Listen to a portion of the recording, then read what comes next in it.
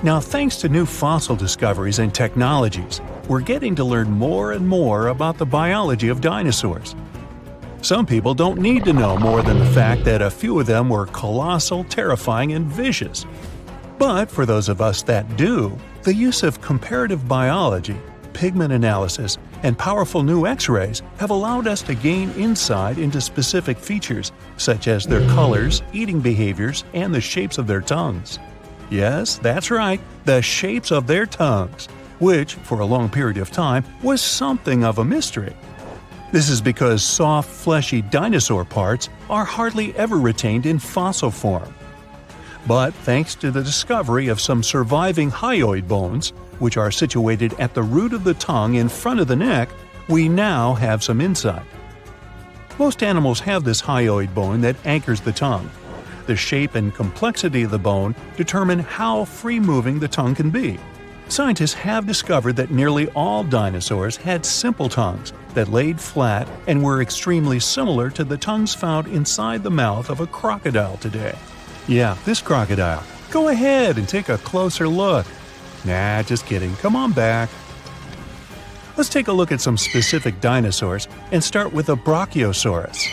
Let me stick my neck out on the line by guessing that most of you will be familiar with this dinosaur because of its neck. You know, the one which was typically 30 feet in length. Despite its neck being its most distinctive feature, its name actually translates to arm lizard in Greek.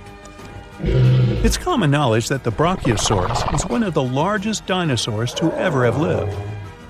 On average, it reached 76 feet in length and 40 feet in height. It's roughly the length of 2 school buses and as high as a 4-story building. None of which were around in the era of the big guy here. Fragmentary leg bones and vertebra of even larger dinosaur species are known, but these skeletal remains are too incomplete to determine their exact size. So this guy may have been the largest dinosaur ever. A renowned herbivore, thank goodness. The Brachiosaurus is thought to have eaten up to 880 pounds of dry plant matter every day. Most of this was made up of coniferous trees, ginkgos, and cycads. This target might have been hard to hit for this dinosaur, as researchers have learned that its teeth were spoon-shaped and not ideal for chewing food. This means that the creature would have swallowed vegetation whole, as its teeth were suited to stripping it but not breaking up large chunks of plants. This, along with the dinosaur's body shape, suggests that the Brachiosaurus would have liked to feed as quickly as possible. Dinos like these didn't always make use of their ability to strip towering trees when dining. The Brachiosaurus traveled in herds, moving to the next location once they had exhausted all of the local vegetation. And I mean all of the local vegetation, not just that which hung high on trees. It's likely that the creatures supplemented their diets with vegetation at lower levels, especially after they'd done a number on all the nearby trees. This method of feasting was the most energetically appealing for this giant. By munching on lower vegetation, researchers believe that the dinosaurs saved up to 80% in energy compared to when foraging for high-up food sources. They have also discovered that the nostrils of a Brachiosaurus were on the front of its face and not the top. This is because we now know they roamed the fertile floodplains in their respective herds. For decades, it was believed that these creatures lived in deep, watery swamps. Let's look at another common misconception about a popular dinosaur. Please put your hands together for the Tyrannosaurus rex, which is arguably the most famous of all dinosaurs. Discoveries from the past 100 years have revealed that theropods had heavily feathered skin. Theropods are the family of dinosaurs to which the T-Rex belongs, so naturally, people began to think that the creature would have been covered in feathers as well. However, a study from 2017 took skin impressions from the iconic dinosaur and found no evidence of the structures required to support feathers. If a T-Rex did have feathers, they would have been limited to its back. Researchers accept that other large dinosaurs of the same family as the T-Rex have been discovered with their remains covered in feathers. An example of this would be the Yutyrannus dinosaur. But as of now, the accepted theory is that feathers weren't a common feature of T-Rexes.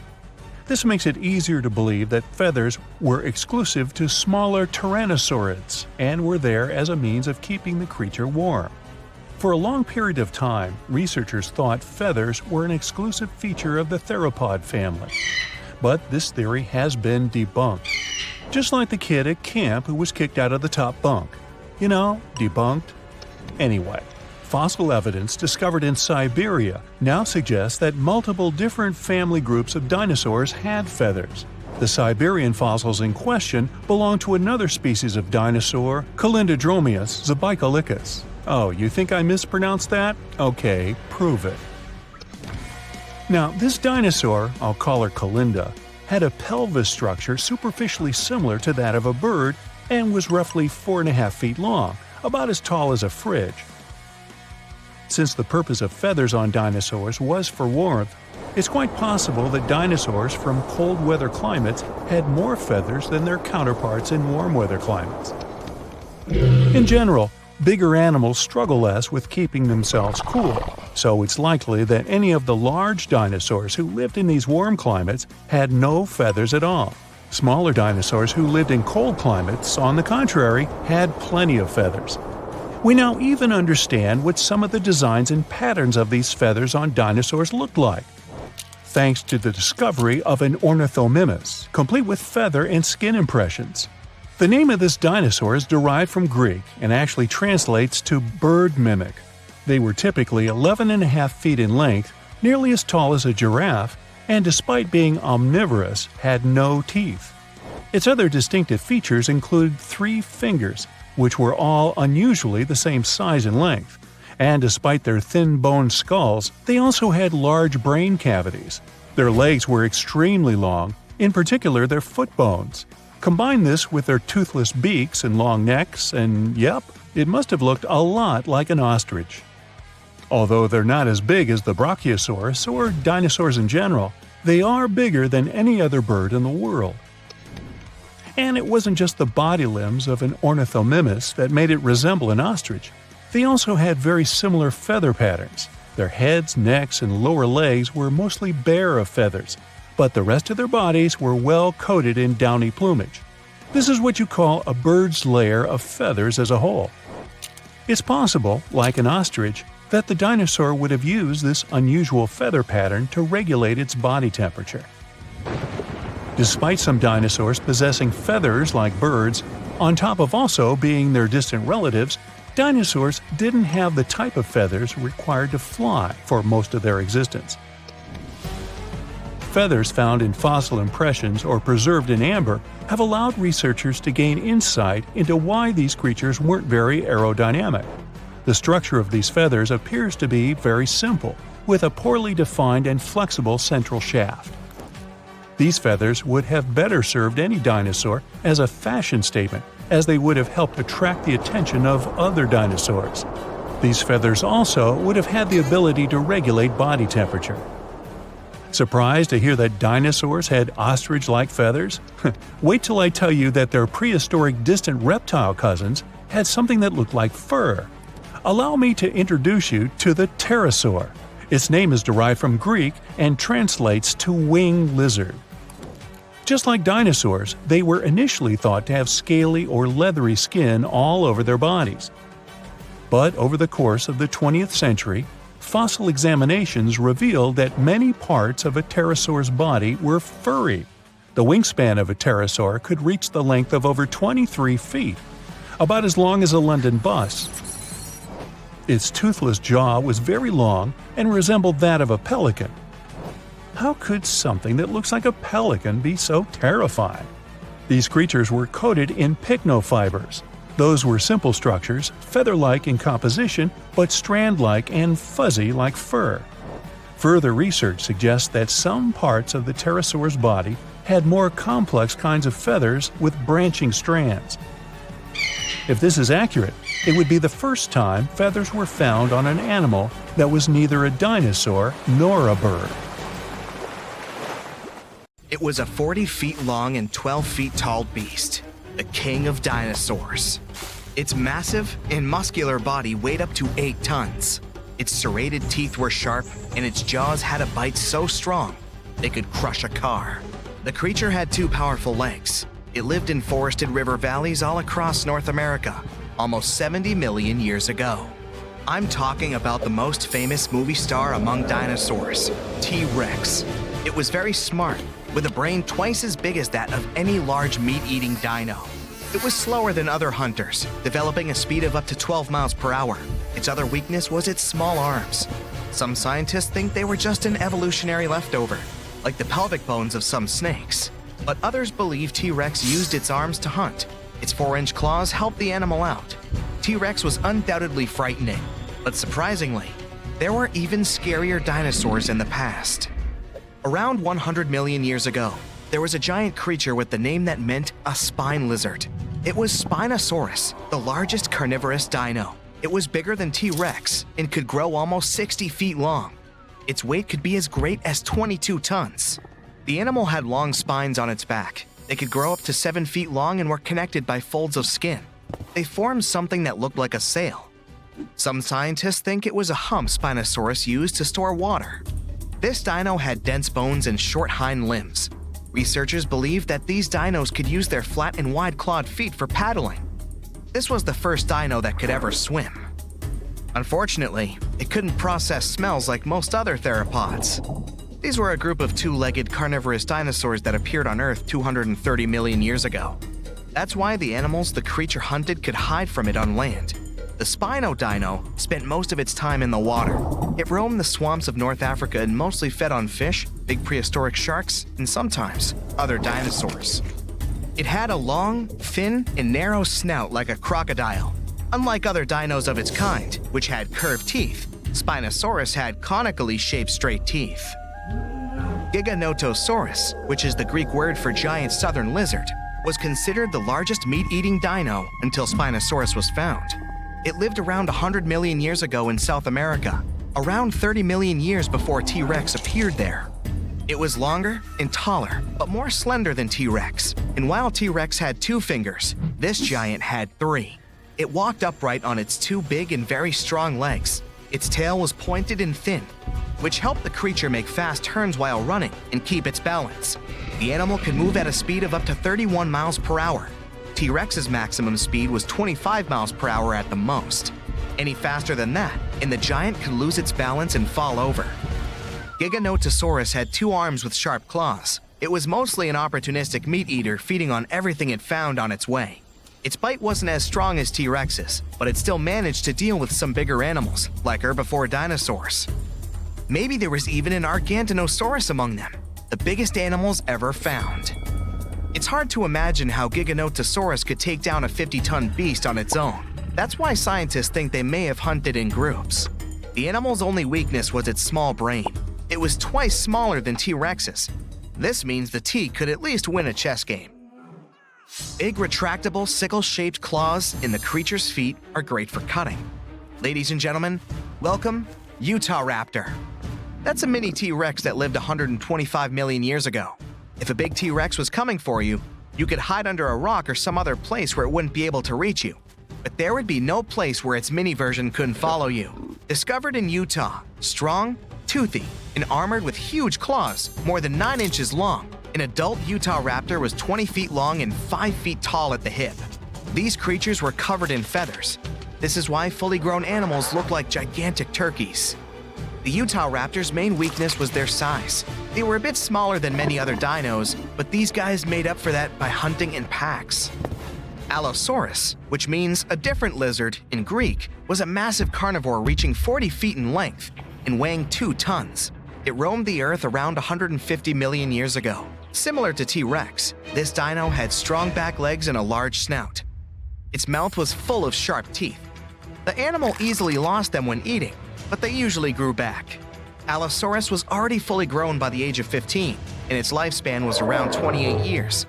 The creature had a short neck and a long, narrow skull, disproportionately big compared to the rest of its body. This dino also had a pair of horns above its eyes and ridges along the top of its nasal bones leading to those horns. Allosaurus chased big herbivore dinosaurs. When several Allosauruses gathered in a group, They could take down even such colossal creatures as Apatosaurus, but scientists still doubt if they could cooperate, because these dinos were generally not too friendly toward one another. Some of the animal's bones had an hourglass shape, which made them lighter and reduced their strength. They were similar to the hollow bones modern birds have. Another weakness of this dino was its bite. It was less powerful than that of some modern animals, like lions, alligators, or leopards. Scientists think Allosaurus may have used its skull as a hatchet. The Dinosaurus was one of the freakiest dinos out there. It lived 100 to 60 million years ago. It had a very small head and bizarre feet with 4 toes, unlike their ancestors that had 3. Its body was covered with feathers. This weirdo had the longest claws scientists have ever recorded. They were 3 feet long each. These claws were curved and sharp. The dino used them to collect plants for lunch. Scientists are still not sure if this creature was a herbivore or carnivore, or both. The dino had a long neck. There were no teeth in its upper jaw. Its wrist bones were like the ones modern birds have. The Dinosaurus might have evolved from a meat-eating to plant-eating animal throughout time. Unfortunately, in comparison with meat-eaters, herbivore dinosaurs were much weaker, and still, those claws could make its enemies think twice. High-spined lizard, or a Acrocanthosaurus, lived 110 million years ago. It was 2 feet shorter than T-Rex but had a similar body structure.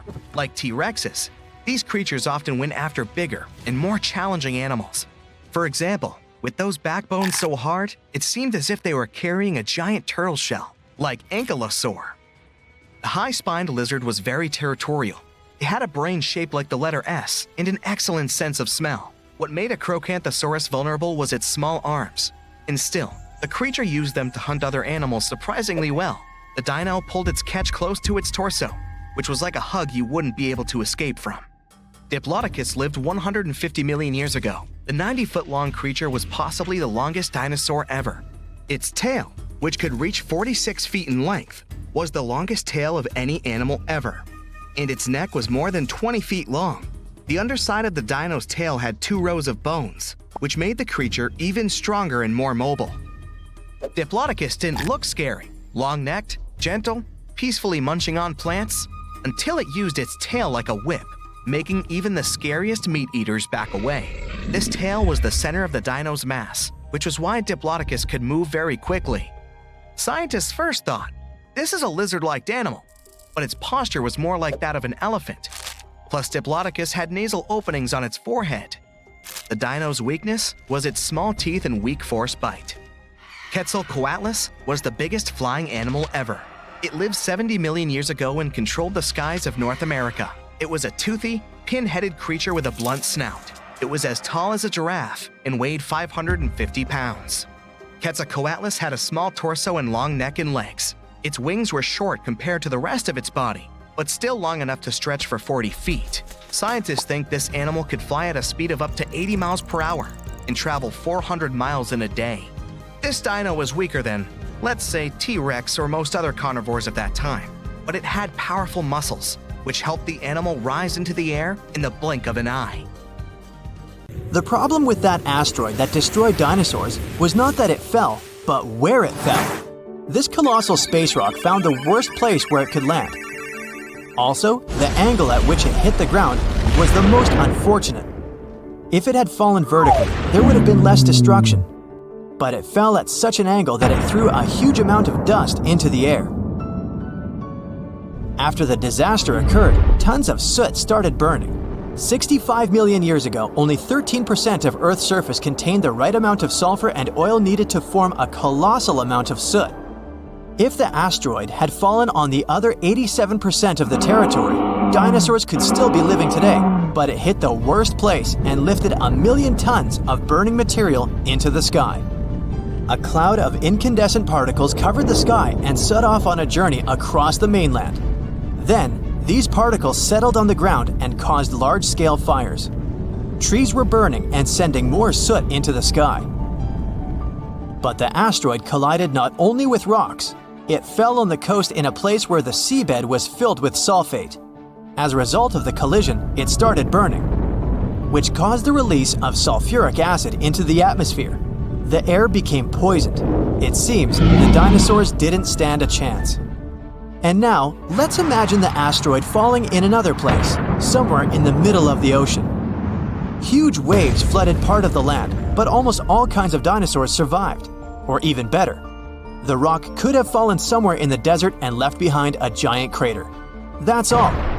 Yes, several dinosaurs passing by wouldn't have survived the collision, but the situation wouldn't have been so critical in general. So, giant lizards remain dominant on our planet. They don't allow other animals to develop since Tyrannosaurus and other ferocious reptiles hunt mammoths and other ancient creatures. The population of mammals is decreasing. Velociraptors are fighting for territories with saber-toothed tigers and giant bears. A struggle for survival between dinosaurs and other animals begins. Then, the Ice Age comes, and some reptiles don't survive. Then, new players enter the field. Those are humans' early ancestors. Living side by side with dinosaurs is difficult. Lizards attack settlements and caves, so people have to build high walls for protection.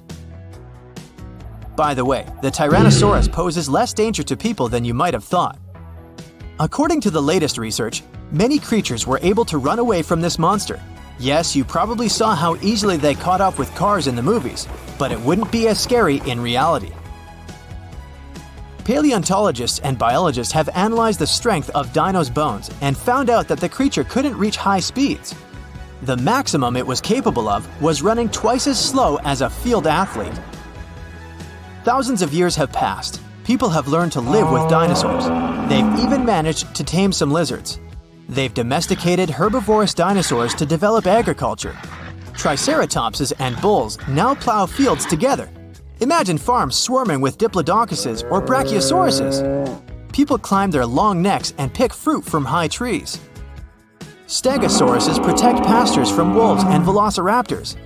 Dinosaurs with shells, such as ankylosauruses, help people cross deserts. They, along with camels and donkeys, carry heavy loads. People share the planet with ancient lizards and live in harmony. The situation in the seas and oceans is much worse. Sea reptiles attack wooden ships and catch all the fish.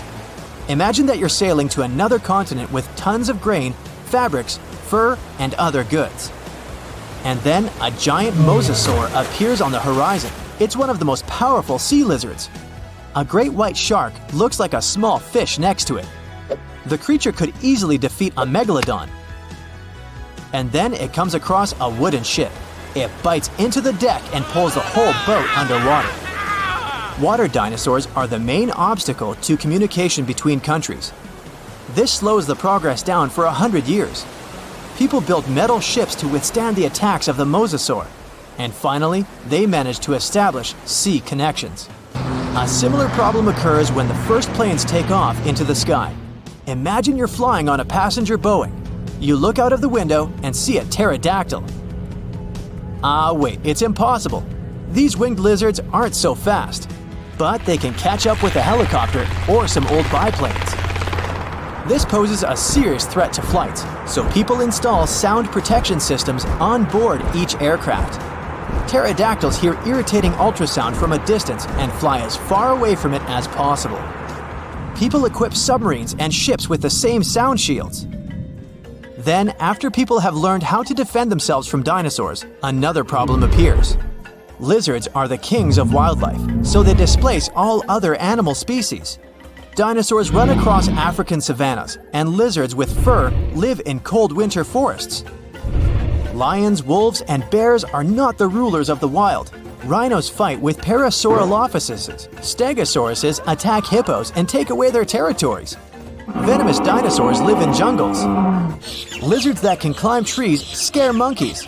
Imagine a reptilian ape jumping from one branch to another.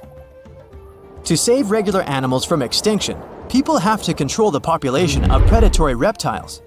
Huge parks and nature reserves appear in all countries. People transport dinosaurs there and separate them from other wildlife. Dinosaurs seem to be completely under control. When the danger caused by giant reptiles passes, people begin to breed smaller, harmless lizards. Someone buys a chameleon, and someone keeps a Microceratus at home. There are dinosaur exhibitions. People take these creatures for a walk as if they were dogs. Some people take selfies with reptiles, go shopping, and sit in cafes with small lizards. Dinosaurs aren't formidable now. They're kinda cute. People ride horses, camels, Parasaurolophus, and Pachycephalosauruses. Of course, many have tried to tame velociraptors, but failed. Those are dangerous reptiles and they don't know how to obey. Taming them is almost as difficult as taming an alligator. But dogs and cats are still more popular because they're more intelligent. The brain of a dinosaur is almost the same as that of a chicken. But who knows, if they had lived to this day, perhaps they would have evolved into smarter creatures. Just imagine if dinos were intelligent. In this case, people would have a big problem. Some scientists think that even if a meteorite hadn't destroyed the dinosaurs, they wouldn't have survived to this day. They needed to carry their own colossal weight at all times. It was an enormous load on their bones and joints. Most dinosaurs wouldn't have been able to survive the Ice Age with such characteristics, but smaller lizards might have succeeded.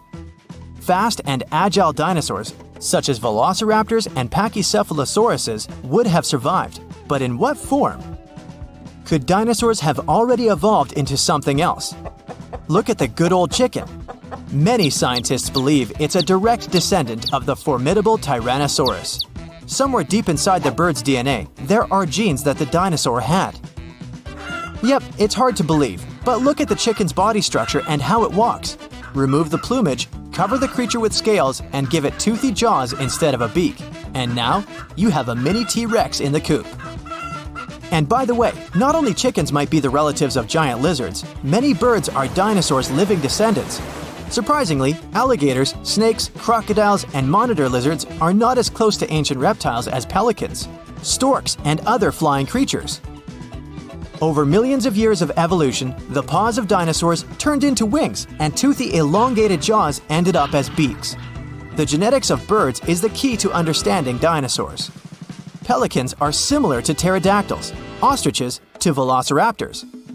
Perhaps many other animals also share some genes with ancient lizards.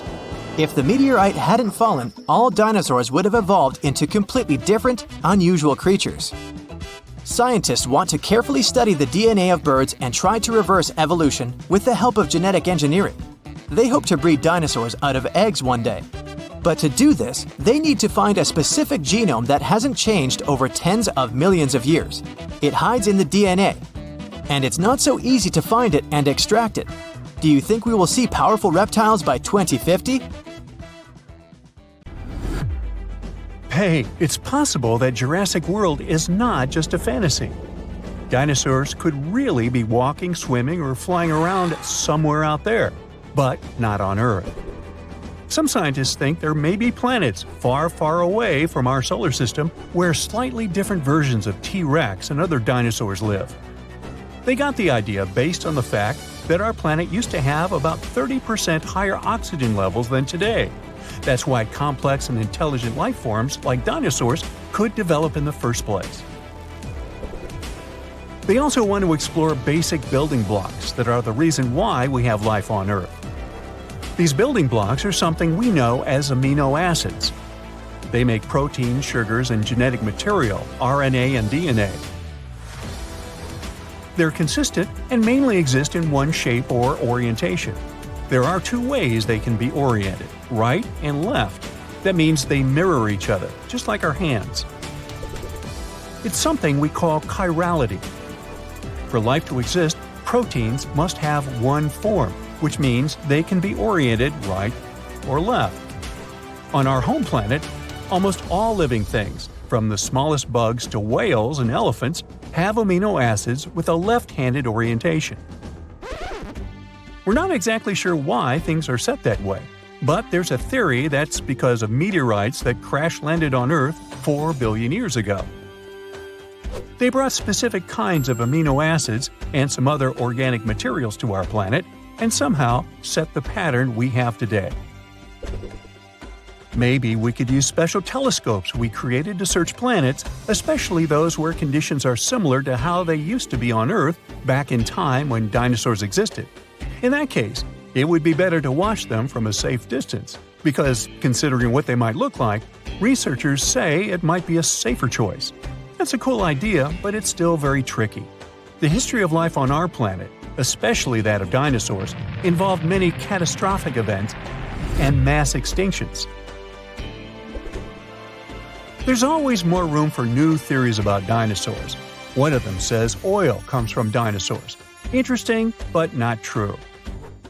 Oil formed from the remains of sea animals and plants from millions of years ago. This was way before dinosaurs appeared. Tiny organisms ended up at the bottom of the sea. As bacteria decomposed animals and plants, they removed most of the oxygen and some other elements from them. It left behind only a sludge, which was mostly made of hydrogen and carbon. As time passed, those remains became covered with many layers of silt and sand. When the depth of the sediment increased to 10,000 feet or even more, heat and pressure turned the remains into natural gas and crude oil. It's possible that dinosaurs lived or fell in the sea and later became petroleum in the same manner. But no one has ever found crude oil containing their skeletons. So this is just an unproven theory. Then there's the feathered dinosaur theory, which, unlike the previous one, seems to have more foothold in reality.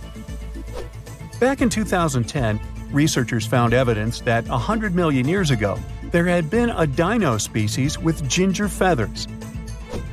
Another group of scientists claimed there had been a different species from 150 million years ago. Those dinos had freckles and reddish-brown feathers on the tops of their heads. The color patterns probably had their purpose. Maybe it was a way to communicate with other representatives of their species or to attract mates. But years later, scientists studied the Microraptor, also called a feathered dinosaur. They realized it had probably been more like a bird than a dinosaur. The key point is how birds replace their feathers. Birds that fly have to replace their feathers in a specific order, otherwise they won't be able to fly very well. And the Microraptor's fossils showed that this creature had changed its feathers in a similar pattern. So they're not really sure which category this animal falls into. Dinosaurs that had feathers shed a lot of their skin piece by piece, like dandruff. Hey Bob, looking a little flaky there. Need a new shampoo? Yeah, they didn't shed their skins like lizards do, as if they take off an old suit. When we talk about dinosaurs, we usually don't picture them as social creatures, more like isolated ones similar to lizards. But some researchers discovered an 80-million-year-old collection of clutches in the Gobi Desert. It means there were colonies of dinosaurs that protected their nests and guarded their young, similar to birds. Crocodiles are known for doing that too. Pterosaurs were flying dinosaurs, and pelycosaurs were fin-backed ones. Some studies have shown that these two species used their exaggerated head crests and sails or fins to get to their potential partners. There are many theories about their crests and what they were needed for, though. Some experts believe that was how dinosaurs regulated their temperature. Others think they needed a crest to steer through the air. It's hard to say anything for sure since their fossils are rare and they don't have living descendants. But the most likely option is that the crest had the same purpose as a peacock's tail and was used for selecting mates. The bigger the crest, the more chances a pterosaur had to get a partner. You know theropods, those scary meat-eating predators that are shown in most dinosaur movies? Well, they might have enjoyed eating plants way more than tearing flesh. Not all of them, but it's possible that many of them weren't as fierce as we might think. Those big scary ones, like T-Rex, could be exceptions rather than the rule. The thing is, movies show these creatures to be way faster than they probably were in reality. They could probably run just a little bit more quickly than the average human runner. Scientists study the diet of coelurosaurs. Those seem to be the closest relative to birds. It was hard to figure it out because some of the dinos from this group had peg-like teeth, or in some cases, no teeth at all. To understand what they ate, researchers had to look for direct evidence and check if there was anything in their stomachs. And after they discovered certain things, including a beak with no teeth, they realized these fellas had followed a vegetarian diet most of the time. Even some famous ones, such as velociraptors, could be just innocent plant eaters, and not terrifying beasts from Jurassic Park and our childhood nightmares.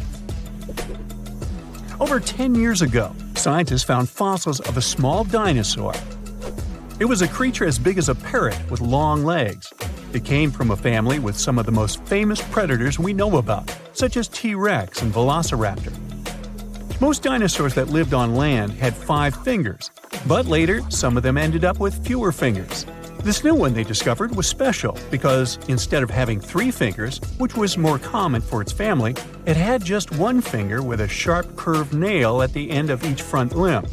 This creature probably used this 1 finger to dig into insects' nests to feast. Even though we know all about the asteroid that wiped out dinosaurs, some have other theories. One paleontologist even had an idea that dinosaurs had possibly reached their end because they had been eating one another. This especially worked for ancestors of fierce, scary predators such as the Tyrannosaurus rex. It's possible they ate so many eggs of other dinosaurs that many species just went extinct.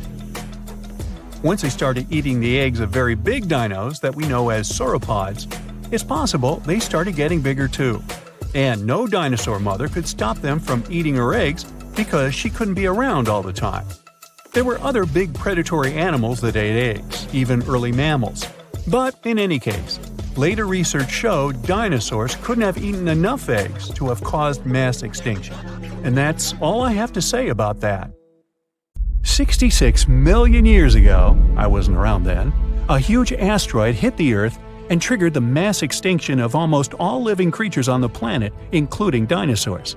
Had the space object crashed somewhere else, some dinosaurs would have been able to survive and still live nowadays. According to some research, the asteroid had about 1 in 10 chances of wiping out the dinosaurs and other animals of that time. It was way more likely to just hit the ground without any strong destructive consequences. To understand how things could have turned out if the place of the collision had occurred elsewhere, we need to find out what happened that day and why the disaster turned out to be so devastating. This huge space rock fell into the coastal area of the Yucatan Peninsula in Mexico. This caused a chain reaction that triggered natural disasters around the world. The place the asteroid hit is called Chicxulub Crater. Now half of this area is underwater. The asteroid was about 7.5 miles in diameter and moving at a speed of 27,000 miles per hour. This rock, bigger than Everest, was rushing toward Earth faster than the speed of sound by almost 40 times. Wow. The energy released in the collision was as powerful as an explosion of about 10 billion atomic bombs, and the destructive force of the blast wave was just one of several disasters. The asteroid happened to fall in one of the worst possible places, and because of the way it fell, it threw a huge amount of dust into the air. Imagine you're jumping into the water like a professional athlete vertically, leaving hardly any splashes behind. And now think of how much water splashes when you jump into the pool like a cannonball. So the asteroid landed the cannonball way. The second disaster the asteroid provoked was soot burning. A small part of the Earth's surface consists of rocks. Only a tiny percentage of that part was rich in oil and sulfur back then. The asteroid burned and lifted so much soot into the air that it would be enough to fill an indoor baseball stadium. According to research, 65 million years ago, only 13% of the surface of the entire planet could have contained the necessary amount of organic material for the formation of such a volume of soot. That's why this place was considered the worst. If the catastrophe had happened on the territory of the other 87%, then dinosaurs would have been alive today. A huge cloud of soot and carbon dioxide rose into the air and covered the sun. The soot turned the sky gray and partially blocked sunlight. This led to a quick drop in temperatures almost all over the planet. It seemed like Earth was inside a gray veil. Many plants and animals couldn't survive the cold snap. Trees began to wither because of the lack of sun. The photosynthesis process was disrupted. The cold and withering of trees led to another catastrophe: global famine. Herbivores couldn't survive because they lost almost all of their food. Plants, flowers, and trees didn't manage to get through the catastrophe. These destructions spread far beyond the asteroid impact site. Hot dust particles, asteroid chunks, and small pieces of rocks settled to the ground across the continent and caused large-scale forest fires. Burning trees threw even more soot into the air, which made the situation even worse. The huge asteroid brought heavy metals with an increased level of toxicity from space. The melting of these substances during the collision provoked firestorms. The asteroid didn't only hit continental land but also water, which triggered a huge tsunami. But that's not the worst part. The seabed was filled with sulfate, and when the energy of the asteroid burned it, it provoked the release of sulfuric acid into the atmosphere. The acid cloud mixed with a cloud of soot and began to spread throughout the sky. Hot rock particles were falling to the ground like fire rain. An acid rain started because of sulfur. It lasted for almost several days and left no chance for the animals to survive. Acid rain made the water in rivers, lakes, and seas poisoned. The acid destroyed anything that couldn't burn. A part of the clouds went to wreck the land, and the other part, the ocean. This made the situation even worse, as sulfur droplets wiped out a huge amount of seaweed and phytoplankton. The ocean generates almost half of all oxygen reserves on our planet. Those days, the sea creatures living in its upper parts were destroyed. It wasn't the blast wave, but lack of sun, acid, darkness, and cold that became the main reasons for the extinction of dinosaurs. But even when some lizards escaped from fires and sulfur, they met the sea element. The asteroid impact caused large-scale tsunamis across the planet. The very first wave was around 1 mile in height. That's almost 3 times higher than the Empire State Building. Billions of gallons of water were moving at 90 miles per hour. A wave this strong could easily destroy half of New York today. The meteorite created a series of waves 52 feet high. Massive walls of water the size of 5-story buildings collapsed on the shore and demolished everything in their path. Lack of sunlight, temperature drop, acid and fire rains, reduced oxygen production, forest fires, giant tsunamis, and the explosive wave with the power of 1 billion atomic bombs. All this reduced the biological diversity of Earth by 75%. Yeah, that'll change your climate for sure. Giant asteroids used to hit Earth before, but they never caused such disasters all over the planet. What if this asteroid had fallen into another place, say a forest, far from water and mountainous terrain? This would have caused severe fires. A huge black cloud of ash would have risen into the sky and obscured the sun. But it would have unlikely generated acid or fire rains. Most of the species of the planet could have survived this catastrophe. What if the meteorite had fallen somewhere among the ice and snow? This would have provoked a rapid increase in temperature across the planet. Huge tsunamis would have sunk big tracts of land.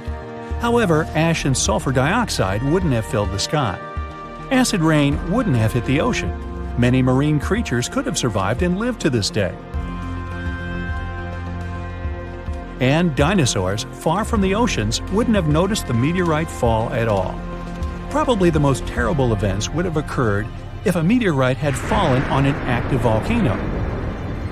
This would have triggered the largest lava release in history. Destructive earthquakes would have begun, and the whole sky would have been covered with volcanic ash.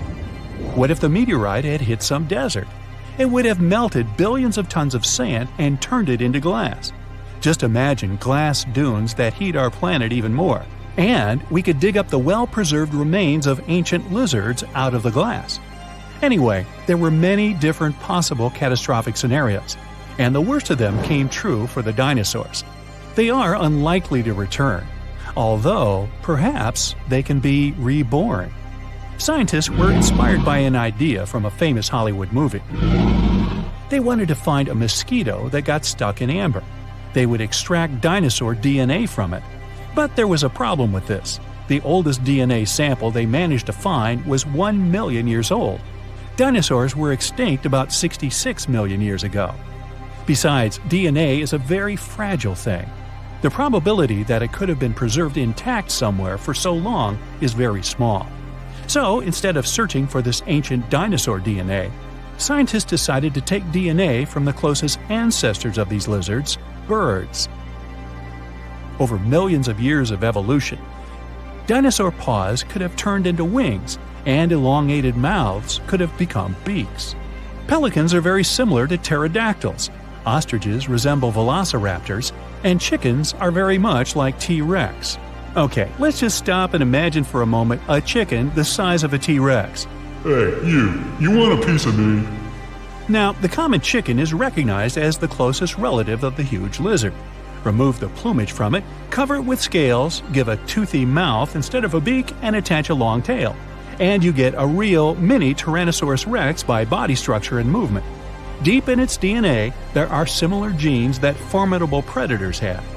With the help of genetic engineering, scientists plan to play with its DNA and try to reverse the evolution, which means breeding dinosaurs can become a reality. Well, that could come back to bite you.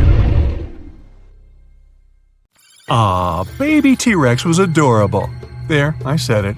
Hard to imagine those two words in the same sentence, but come on, even Big Bad T-Rex didn't pop out of its shell all big, scary, and fully grown. In its first few months on Earth, Baby T was a cute, fluffy, turkey-sized ball of fuzz. It was kind of like a weird-looking bird coming out of an oversized egg. Not enough food, dangerous surroundings, asteroids, Poor baby T's were so helpless and weak, only about half of them made it to their first birthday party. Scientists think their fuzz was there to keep them warm when they were still small and vulnerable. Plus, it helped them camouflage and stay safe. Baby T's didn't have big, sharp teeth yet, so they mostly munched on smaller reptiles and insects. Baby T's grew up pretty fast. They put on up to 6 pounds a day. Hey, I've done that. No, not really, just felt like it. The weirdest fact about them? When they were little, their arms looked totally normal compared to their bodies. But by the time they were full grown, their parents were super famous. Plastered all over t-shirts, that would be a T-Rex t-shirt, movies, and the greatest Halloween costume ever, in my humble opinion. But the T-Rex we know and love didn't really exist. First of all, speed. They weren't really that fast. In the movies, you could never get away from them, even if the path was clear and you were in a pretty decent car. Early predictions were that T-Rexes could run somewhere between 10 and 30 miles an hour, which is whoa. But recent research shows they could only reach around 12 miles per hour. Anything more than that would have shattered their massive bones. So relax. After a couple months of training, even the most dedicated couch potato could get away from the sharp teeth of this guy. And what about our good friend Stegosaurus? It lived around 150 million years ago, so it didn't even get the chance to meet those cute baby T's. They appeared much later. We all recognize this dinosaur. It's the one with those ridiculous upright plates on its back. They were sometimes up to 3 feet tall. You could hide behind one. Scientists still don't really know why they had them, but they think Stegosaurus could have regulated blood flow through them, like a massive bony thermostat. They also believe these dinos could use the same system to control their skin color, depending on whether they wanted to look good or look scary. Sounds impressive, right? Well, at least something about them does, because this poor thing had a brain that weighed just a tiny bit more than a tennis ball and was around the size of a walnut. That's a dog's brain in a hippo's body. Troodon was one of the most brainy dinosaurs. A great all-around fella, excellent hunter, stereoscopic vision, 6 feet long, and a brain that just won't quit. What a catch! Troodon's remains were one of the first dinosaur discoveries in North America. One of the weirdest members of the dinos was definitely, well, let's just call her Sue. If you met her, you'd feel like you're looking at a big turkey rat thing with a super furry body. It might be the long-lost grandma of the modern ground sloth. Its buddy, Pegamastax, definitely wasn't far behind when it comes to racking up the weirdo points. It looked like something between a porcupine and parrot. But don't say that to its face, it had a couple of pointy teeth that could sharpen against one another. The largest and one of the heaviest known dinosaurs was Argentinosaurus. No one ever found a complete skeleton, but this beast must have weighed about 100 tons and was about 130 feet long. Compare it to the biggest animal we have now, the blue whale. It's only 100 feet long. When someone says dinosaur, you probably imagine some big as a building beast that could use a tree as a toothpick. Some of them were gigantic, true, like those long neck, long tail dinos. Those things were as long as an airplane. But many of them were small and lightweight, some of them the size of pigeons. The smallest dinosaur skeleton ever found was a tiny mouse lizard. Some dinosaurs had tails that were more than 45 feet long. That way, it was easier for them to keep their balance when running. But they didn't drag their tail along the ground. Dinosaurs kept pretty active and were quite fast, so they kept their tails in the air most of the time. Even though that naughty asteroid wiped most of them out, a lot of dino DNA stuck around and morphed into animals we know today, like birds. The first time anyone even thought of linking the two together was after they discovered a primitive bird in Germany, sehr gut. Later, researchers classified two groups of dinosaurs, depending on what kind of hips they had. The first group looked pretty familiar. They had lizard-like hips. The second group had bird-like hips. And a third group looked like Shakira, which is where her tune My Hips Don't Lie comes from. Actually, no. Also, plenty of old-school carnivores had bones filled with air, which is something birds have too. Birds may be the dinosaurs' living descendants, but some animals actually witnessed the age of dinosaurs. If only they could talk. Snakes, bees, sharks, crabs, lobsters, yum, crocodiles, cockroaches, even green sea turtles. They all actually saw real dinosaurs. So jealous. Carnivore dinos mostly walked on 2 feet. That way they could be faster and have their hands free to grab a little snackosaurus. Plant eaters walked on 4 feet so they could carry their heavy bodies. Some of the bigger plant eaters needed around a ton of food per day, literally. Imagine animals so big they had to eat a house-sized pile of veggies on a daily basis. Still, a huge bush a day keeps the doctor away. Is that where that started? There are around 700 known species of extinct dinosaurs. Sounds like a lot, but we probably haven't discovered them all. 5 years back, they found out about a new type of dinosaur. It had these stubby horns right above its eyes, which looked so much like the comic book character. They named it Hellboy. Hop on the bright side of life together with our brand new tees, hoodies, and more. Click the link to pick your choice. In the 90s, scientists discovered a crater in Mexico's Yucatan Peninsula. You know the story. Around 66 million years ago, a meteor the size of Mount Everest hit our planet and filled the atmosphere with dust, gas, and debris that caused a serious climate catastrophe. It triggered a heat wave and a blast wave that went up into the atmosphere, partially blocking out the sun. Game over. Thanks for playing, dinosaurs. The age of humans never crossed over with the dinosaur era. Dinosaurs disappeared more than 60 million years ago, but they existed on Earth for 160 million years. Modern-looking humans have only been around for about 250,000 years. Only 59 million years to go, people. Not all the dinosaurs were on vacation in Mexico when the asteroid hit. They lived all over the globe. Some lived in deserts, while others lived in areas near ancient rivers surrounded by thick forests and rich vegetation. They weren't too picky, so they lived wherever, even Antarctica. But it wasn't covered in snow back then. Both poles had forests growing on them. Most people imagine all dinosaurs to be grayish-green because of the movies. Plus, we usually just think of them as giant lizards. Scientists still don't know much about dinosaur skin tones, but researchers recently found some evidence that dinosaurs totally embraced the rainbow. One little guy had white and orange rings on its tail. Dinosaur is Greek for terrible lizard. Scientists used to think dinosaurs were mostly cold-blooded like snakes, lizards, or other reptiles. Turns out they were wrong, maybe. Some evidence pointed to them being warm-blooded like mammals. Somewhere in 2014, scientists discovered that most dinosaurs were mesotherms, a little of this, a little of that. And it turned out many of them had feathers, just like little baby teeth. It helped them regulate their body temperature. Another thing we got from the movies and totally thought was real, what dinosaurs sound like. Producers usually mix together a bunch of animal noises to get that authentic dino roar. T-Rex is usually a mix of alligator, tiger, and the squealing of a baby elephant. And that dreaded T-Rex breath? It was just the sound of air going through a whale's blowhole. And here you are, on Earth, 66 million years ago. It's one of the warmest periods in the planet's history. There are no ice caps yet. Everything is lush and green. Dinosaurs roam the Earth. Massive sauropods peacefully chew on flowering plants and trees, their young ones following closely by their side. Ah.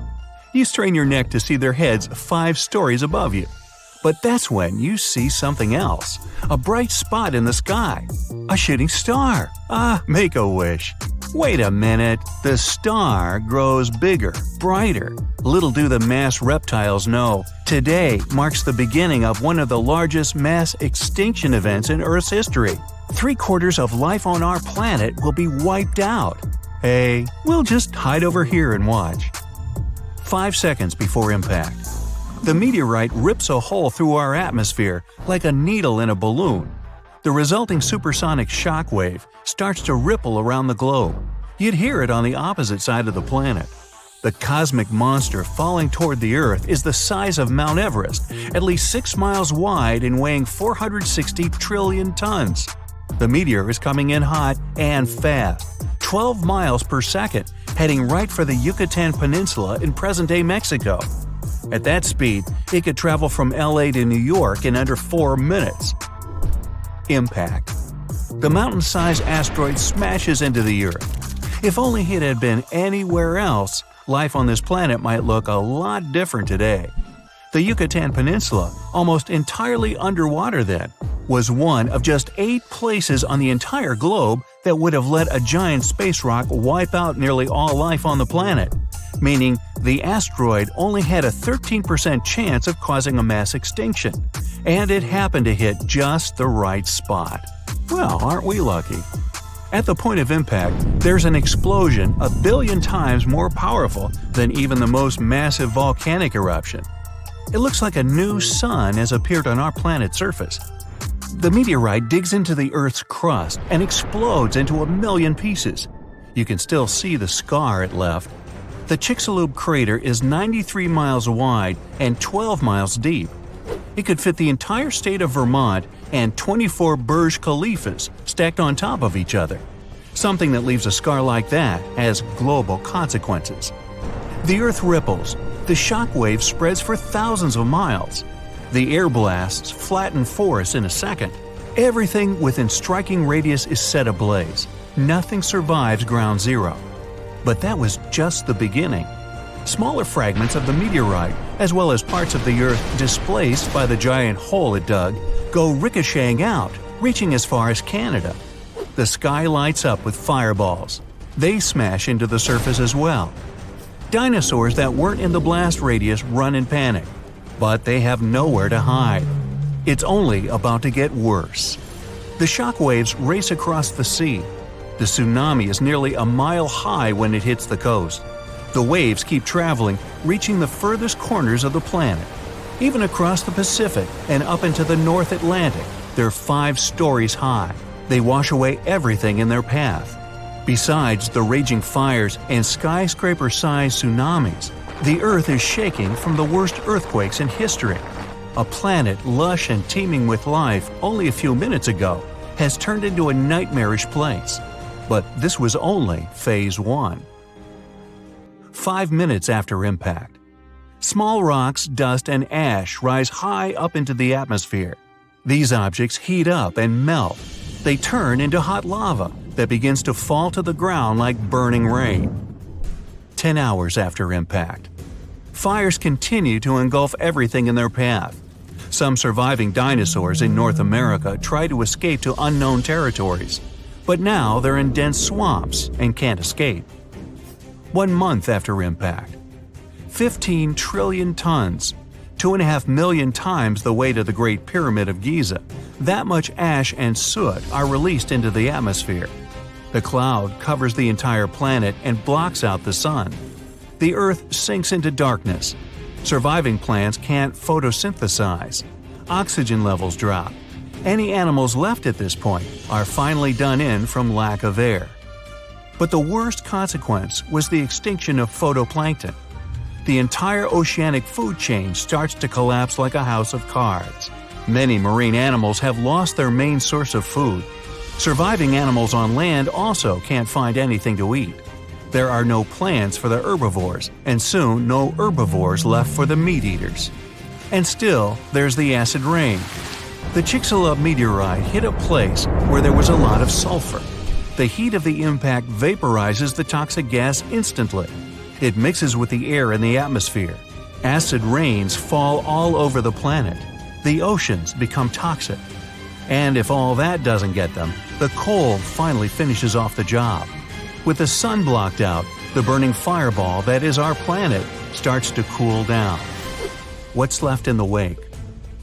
Plants are a little luckier than animals. Seeds and pollen are able to survive these harsh times. The first to slowly paint the charcoal planet green are ferns. The wind carries their seeds, sprinkling them across the Earth over 10 years. Then come the palms. The new planets produce oxygen and feed small mammals. Of the reptiles, only turtles and ancient ancestors of crocodiles can survive the temperature and acidity of the planet's waters. Unbelievably, some bird-like dinosaurs survive too. Other species of birds evolve and survive to this day. Sadly though, all terrestrial animals over 50 pounds in weight went extinct. It took much longer for the animal kingdom to recover. Larger mammals, such as rhinos, began to appear only 15 million years after the dinosaurs disappeared. Blue whales, the largest living creature this planet has ever seen, bigger than any of the dinos, only showed up a little over 4 million years ago. Did the dinos have a fighting chance? Scientists say that if the meteorite had hit in the deeper ocean, the story would have gone a lot differently. Yes, the resulting tidal waves would have been 10 times higher than the already massive ones that rippled across the planet. But even a giant mega tsunami wouldn't be able to wipe out 75% of plant and animal life on Earth. What really did the dinosaurs in was the global blackout. If the meteorite had hit in deeper water, not the shallow sea of the Gulf of Mexico, there wouldn't have been so much dust and ash in the atmosphere. That dropped the oxygen levels and cut off the food chain from the very bottom.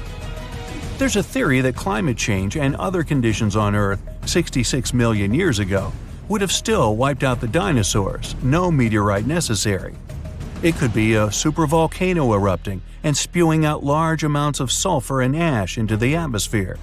Perhaps the meteorite just sped up the inevitable. Now let's move on to a more interesting question. Could humanity survive a meteorite impact like that? Back then, not a chance, obviously. But if something like that were to happen in our time, we have an advanced intellect and technology. We've filled the cosmos with probes and satellites, so we know about any possible meteors headed straight our way. It wouldn't take us by surprise. Now, we might have to hide deep underground to avoid the blast wave and tsunamis. And you'd need enough food down there to last for at least a year. And don't forget your toilet paper. But with the right prep, humanity could stand a chance. The main problem after such an event is to survive the global winter when the ash covers the sky. But our species can handle it. Just ask anyone living in Oymyakon, Russia. The town of 500 people holds a Guinness World Record for the coldest inhabited place on Earth. They've seen the thermometer read minus 90 degrees Fahrenheit. What about preserving plant and animal life? Our species has been working on that for a long time. There's a World Seed storage facility on Svalbard Island. It's about 40 stories underground and can hold over 2 billion samples. The location was chosen because of the permafrost climate and low tectonic activity. Preserving all the planet's animals would be a tougher job. Perhaps genetic engineering, cloning, or something else would work. Herding them all down into a bunker? Crocs, bears, and snakes included? I think I'd rather try my luck above ground, thank you. So your starship is flying through space at 99.9% of the speed of light. Hey, aren't you cool? The stars turn into bright, continuous lines. Infinite outer space has shrunk into a tunnel. A bright flash ahead. Boom! Starship shoots out of the tunnel like a cork. You see the ancient Earth. The computer says you went back 70 million years. You're a paleontologist of the future who traveled through time for one purpose – to see with your own eyes the most underappreciated dinosaur in history. You have come down to Earth and are walking through the jungle. Suddenly, you hear a mighty roar. There's a dinosaur coming out of the trees. It's more than twice your height and weighs as much as 4 cars. Scientists have found only 2 huge arms left of this dino. For 60 years, Dinosaurus has been a major mystery in paleontology. Now we can see this creature in its entirety. They managed to find a complete set of fossils in Mongolia. Translated from Latin, the name of this dinosaur means terrible hand. Apparently, this dino was lousy at playing poker. Dinosaurus is an animal cocktail that nature is prepared to make you both shriek and laugh. Let's take a look at it from the point of view of the evolution itself. First, we take the T-Rex. Dinosaurus and the king of the dinosaurs are about the same size. From the T-Rex, we'll only leave the powerful hind legs and the long tail. Instead of small forelimbs, we'll attach mighty 8-feet-long arms. And let's not forget about the fingers with razor-sharp claws. Each claw is as long as a kitchen knife. Then we add a hump like a camel's, a neck like an ostrich's, and a horse's head. And instead of a toothy mouth, we put a duckbill. Now our Dinosaurus is ready. It also has long and sharp claws on its flat feet. Such broad soles help it walk along the river bottom and not sink into the silt. Most scientists believe it was covered in feathers, too. Plants were the main dish on this dinosaur's menu. To digest plant food, Dinosaurus swallowed stones. Many modern birds do the same. Stones in the stomach grind the tough plant fibers.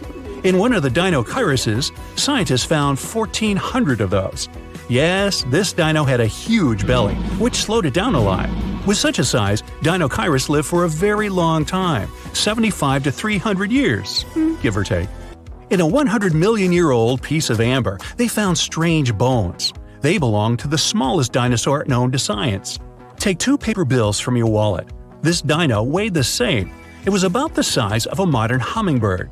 Scientists don't know what the tiny dinosaur looked like more, a lizard or a bird, but they're pretty sure it could fly and hunted insects. Over 100 sharp teeth confirm that.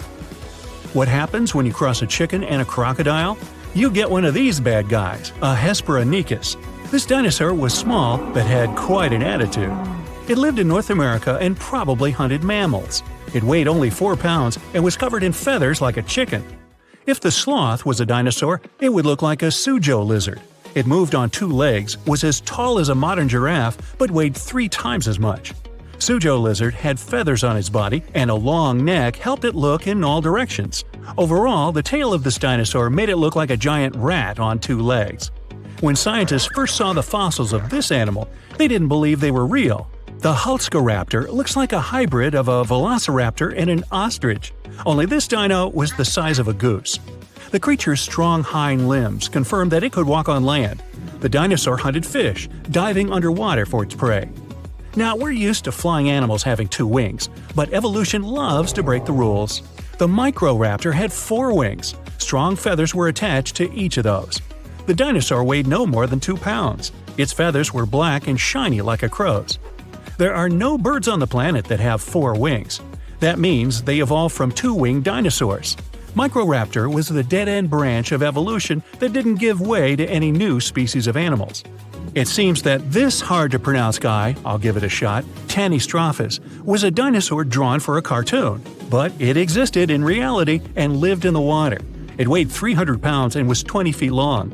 Half of its body was a flexible neck the size of a green anaconda. Scientists don't know why the creature had such a long neck. Most likely the dinosaur used it to catch fish or play jump rope. Imagine that 66 million years ago, I wasn't around then, an asteroid didn't crash into our planet. The dinosaurs didn't disappear, and the mammals failed to dominate the Earth. This means the primates didn't evolve and remained in the trees. Who would have taken the place of primates in such a world? Many scientists believe it could be Troodon. The dinosaur had the largest brain relative to body size. It walked on 2 legs and was about the size of a human. Hypothetically, Troodon could evolve and become as intelligent as we humans are now. By the way, the smallest brain relative to body size belongs to Stegosaurus. It was the largest of the armored dinos. It was a plant eater, but its powerful tail and sharp spikes were feared by all hunters of the age. A stegosaurus weighed almost 4 tons, but its brain was meh, not much larger than a hot dog. Pagomastax was no bigger than a domestic cat, and it ran wild and free in Africa 100 to 200 million years ago.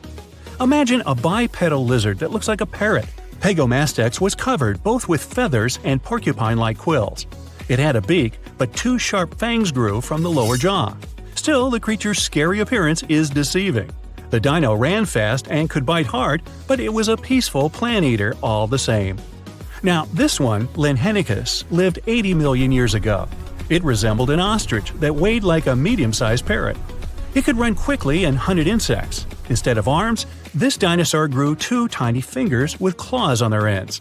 It's the only one-fingered dinosaur known to science. This strange creature was one of the ancestors of modern birds. Jeholopterus was a flying dinosaur, looking as if it came straight from a sci-fi movie.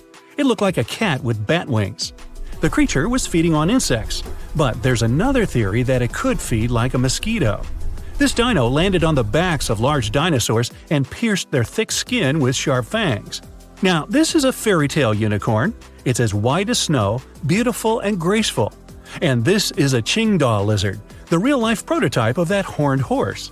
A bony horn more than 15 inches long grew on its head.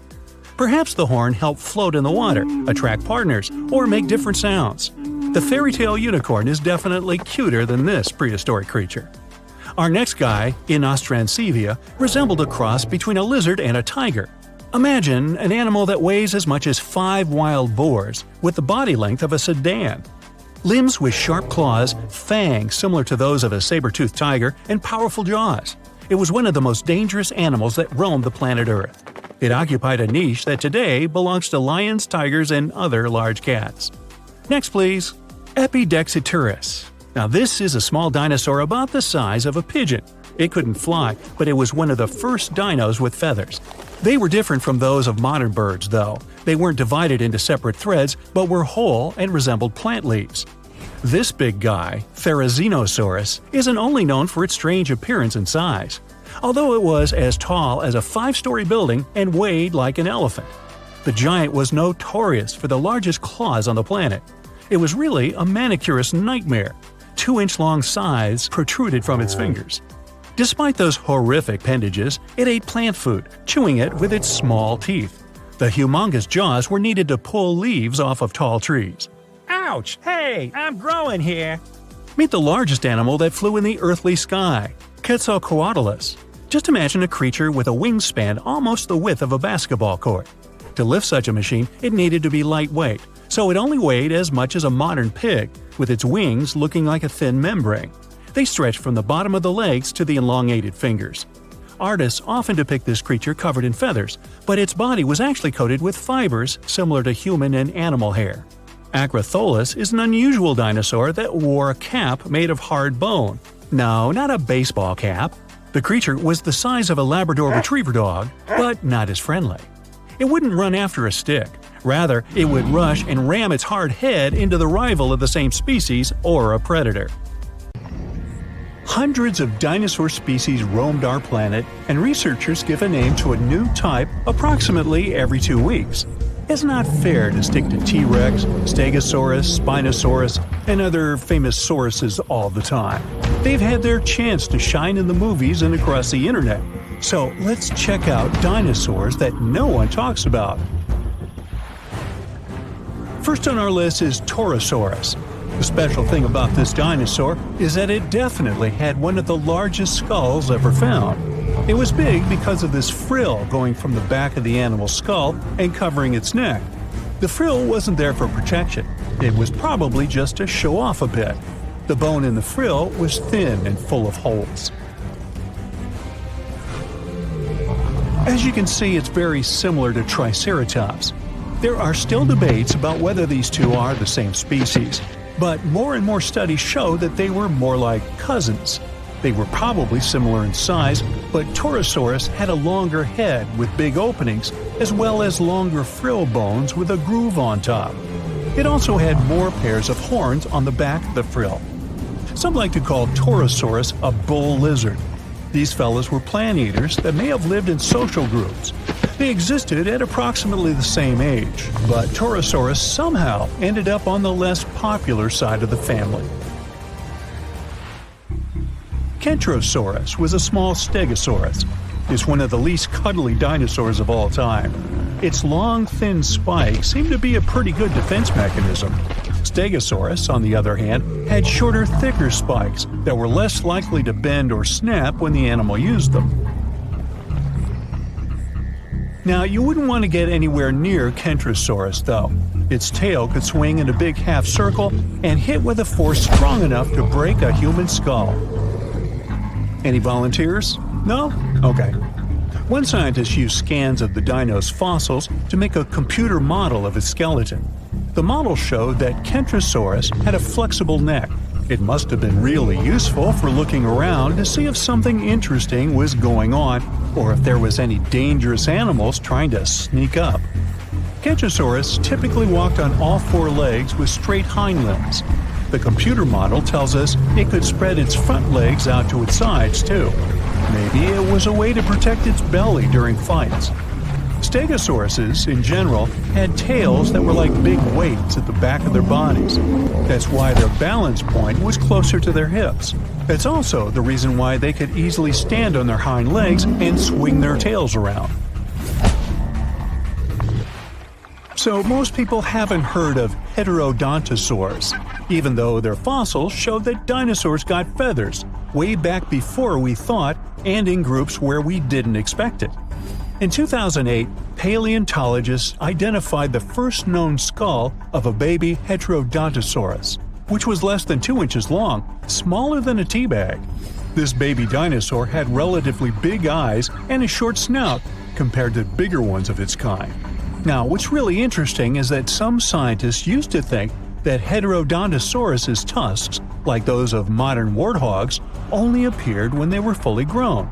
But it seems they had them from the early stages of their life.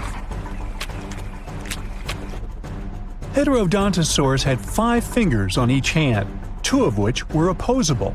It was a good tool, considering the animal probably ate both plants and meat. Humans have different types of teeth, some for biting, some for chewing, and also canines. But most reptiles have just one kind of teeth. Heterodontosaurus was special because it had 3 different types of teeth: small peg-like ones, big teeth resembling canines, and square-shaped teeth that did the cutting job. Scientists are not entirely sure how this creature used these different types of teeth. Maybe it was for digging up roots, breaking into termite nests, or even defending themselves against dangerous animals. Okay, say this name with me now: Psittacosaurus. She was quite a common dinosaur in its time, but she never still gained popularity. Scientists found out that when these dinosaurs were young, they probably crawled, considering they had longer arms and short legs. But as they got older, between 4 and 6 years old, their hind legs started growing much faster and became much longer than their front legs. So, later in life, they likely didn't move on all fours anymore, but walked on 2 legs. Inside the stomach of one of these creatures, scientists found pebbles. This shows the animals either had a hard time digesting what it ate, or it didn't chew its food very well. Its beak looks quite familiar. That's how it got its specific name, a parrot lizard. It was really strong, and some believe the creature used it to crack and open tough nuts and seeds before the pebbles in its stomach helped mash them up for digestion. These guys might have been good at swimming. They had broad feet, and the shape of their tail could have helped them move in the water relatively easily. Some scientists even believe they might have spent most of their lives swimming in rivers and lakes. In 2004, researchers found something really sweet: 24 young parrot lizards huddled together. They were too big to be hatchlings, so it could be a bunch of teenagers who had left their nests and then formed a group where they could support one another and defend themselves better. But apparently, that plan didn't work out so well. Now, check this one out: Stygimoloch, or as they call it, Styx demon. we're looking at a peaceful plant-eating creature with bony spikes and knobs on its skull. Most scientists believe it was a younger form of this fellow, even though they used to think they were a separate species. Stygimoloch is smaller than its more popular cousin, but it's also more robust and has a pretty thick neck. This dinosaur, with small forelimbs and long hind legs 3 feet high, which is half as high as an average human. That doesn't sound dangerous in the world of giant and fierce dinosaurs, but the animal had a very thick skull roof. Maybe it wasn't the strongest tool to defend itself, but it probably helped in combat with rivals from its own species. They most likely headbutted to win the hearts of their chosen ones. But rivals from its own herd were a piece of cake compared to the predators that might have gone after it. After all, this dino lived at the same time as old T-Rex. Now, when someone tells you to picture a dinosaur, Chisaosaurus would probably be the last thing coming to your mind. It looks as if you've put together pieces of random animals and tried to make your friends believe this truly was a real animal that once roamed the earth. But it's actually a dino, with giant sharp claws on its forelimbs, a bulky body, and a long neck ending with a tiny head. Now, don't let the claws scare you though. These creatures didn't go after other animals since they were herbivores, but these claws could protect the animal from intruders and predators. The full scientific name of this creature describes it as a giant sloth-like reptile from China. This animal was one of the biggest and oldest members of the group where it belonged, which lived around 115 million years ago. No, I wasn't around then. At first, it was hard to tell which animals were related to this weird-looking dinosaur. But in the 1990s, scientists made a conclusion that they were modified plant-eating theropods, which is similar to carnivorous dinos. They also most likely had feathers and small wings, like some sort of a very big turkey. They ruled the planet for over 170 million years and then disappeared. History says it was a huge city-sized asteroid that came from space and hit the land of the Yucatan Peninsula around 66 million years ago. It caused terrible environmental changes, debris in the air blocking the sunlight so the plants couldn't survive. Temperatures on Earth's surface plunged. The animals were struggling to survive until they finally went extinct. At least, that's something many paleontologists believe happened. Now, they found out dinosaurs were about to go extinct even before the asteroid. Their diversity started to go down 10 million years before the asteroid. Older, long-living species didn't evolve enough to adapt to all changes in the environment, such as higher sea levels, massive volcanic activity, cooler periods. Dinosaurs preferred a warm climate because it helped them to keep a stable body temperature. Dinosaurs lived on all 7 continents, even in Antarctica. That's because it wasn't all ice back then. Around 90 million years ago, Antarctica was a swampy rainforest with a warm, pleasant climate. It was even in a different location, only 560 miles from the then South Pole. That was the time of the warmest climate on our planet. The sea level was 560 feet higher than today, and the tropical sea surface could reach temperatures up to 95 degrees. Antarctica still had something like polar night, months without sunlight, but the climate around the South Pole was mild and temperate, with no ice masses. Dinosaurs didn't shed their skin in one long piece like today's reptiles do. Scientists believe they shed it in small pieces, had something like dinosaur fur. There was a dinosaur, Pagomastax, that looked like a cross between a porcupine and a parrot. It had 1-inch long jaws and ate plants. It had a short beak and self-sharpening long teeth. They were like scissors this small dinosaur used to slice up plants. Our modern lion has a mighty bite, but a big and scary T-Rex bites more than 2 times stronger.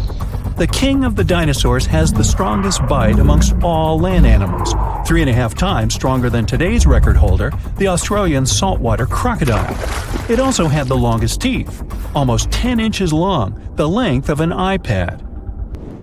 Most modern animals are either warm-blooded or cold-blooded. Dinosaurs were somewhere in between. Scientists think they mainly were mesotherms, which means the activity of their muscles could warm their bodies, but their body temperature could fluctuate too. Many dinosaurs, such as Triceratops and Stegosaurus, had spikes, plates, horns, crests, or other bizarre structures on their bodies. In the beginning, scientists thought that's for things like defense. They had neither sharp teeth nor hooked claws on the toes to hunt. But soon, they expanded the theory. It was probably a way to impress their mates and identify members of their kind. One species, namely Pachycephalosaurus, even had a funky bone hat on top of its head. Scary, tall as buildings, massive. That's what we saw in the movies, but dinosaurs mainly were human-sized or even smaller. Bigger bones were easy to be fossilized, so that's why we mostly find gigantic species. Eoraptor, or dawn stealer, was the first named dinosaur. Small and toothy, like me, it got its name because it comes from the dawn of the dinosaur age, the size of a German shepherd, but probably not that friendly. Arched back, sharp bony plates, curved tail. Ankylosaurus were some sort of giant, much-spikier dinosaur version of an armadillo.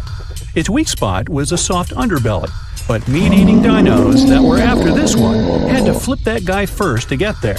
Still, it was really tough because of their impressive gear. Scientists believe they even had bony eyelids.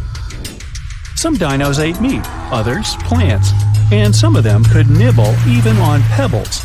One dinosaur, called Gallimimus, couldn't physically chew all those plants it ate, so it would ingest pebbles to mash up the food.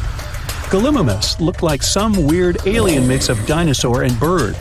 But it couldn't dribble a basketball because its wrists weren't capable of keeping the palms parallel to the floor.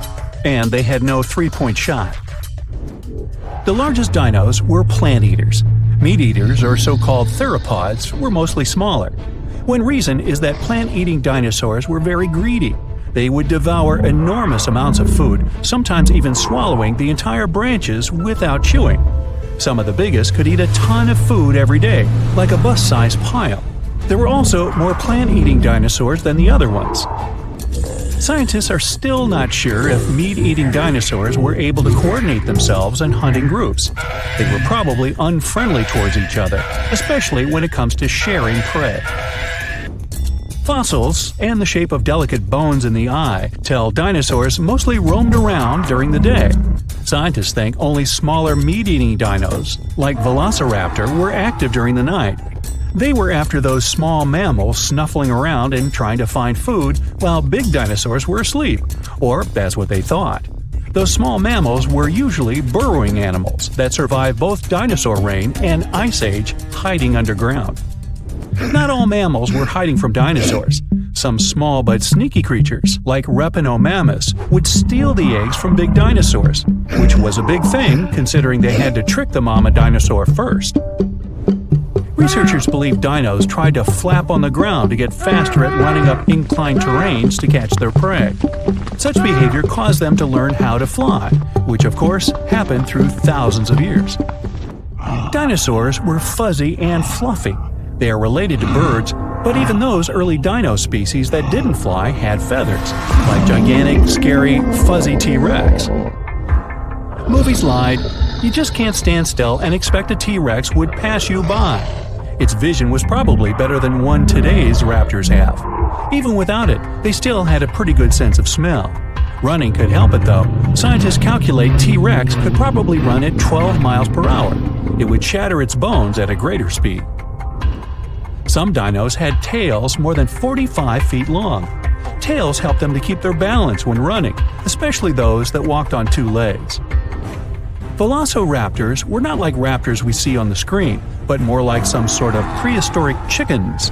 Small, a little bit bigger than a turkey, 2 feet in height, probably had feathers, hollow bones just like birds, mostly loners.